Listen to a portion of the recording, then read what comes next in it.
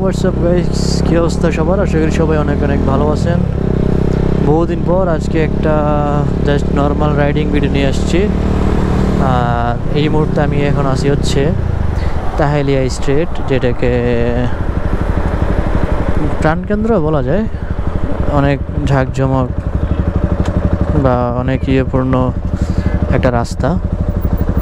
So এখানে আমি আসছি এমনিতেই জাস্ট ঘোরার জন্য।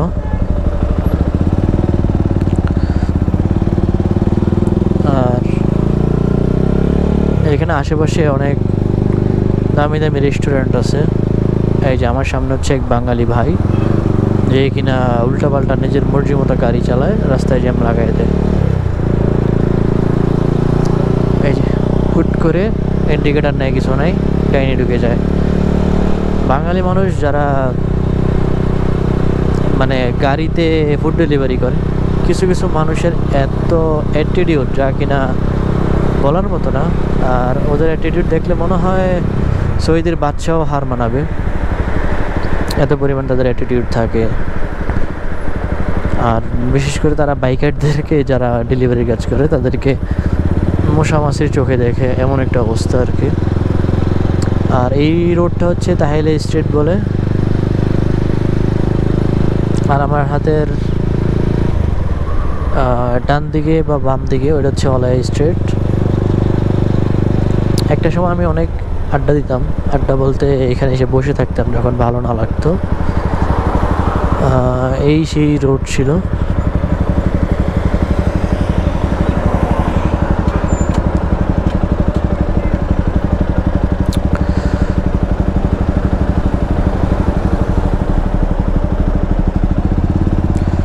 আমার এখানে বসে থাকার মতো ধৈর্য নয়, আমি ডান দিকে যাব।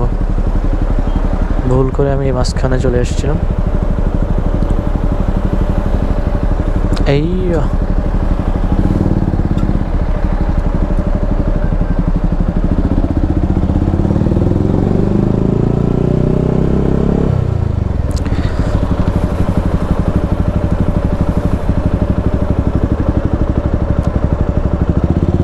এই রাস্তায় আসলে অবশ্যই চোখ বন্ধ করে আসবেন, কারণ ওয়েস্টার্ন একটা ভাব এই রাস্তা। হ্যাঁ কি? হ্যাঁ, এই জানো, এখানে আসলে ওয়েস্টার্ন একটা ভাব আসে।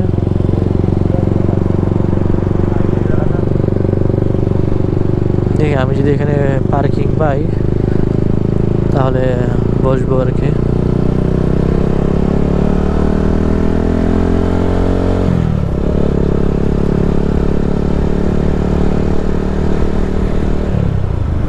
আর সামনে হচ্ছে কিংডম সেন্টার। আমি একটু এই রাস্তায় গিয়ে বসি, দেখি।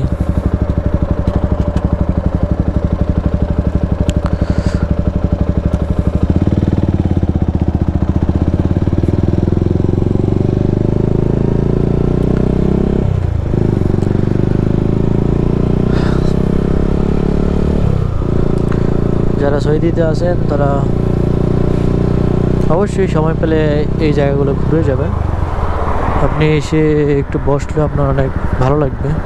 এইখানের পরিবেশ অনেক ভালো, মাশাআল্লাহ, মানুষ অনেক কম। আপনি চাইলে সুন্দর, যদি যানজটের শব্দ ভালো লাগে তাইলে এখানে আসতে পারেন, এসে একটু বসে সময় স্পেন্ড করতে পারেন। আর এইখানে অনেক দামি দামি ব্র্যান্ডের দোকান আছে, যেগুলোতে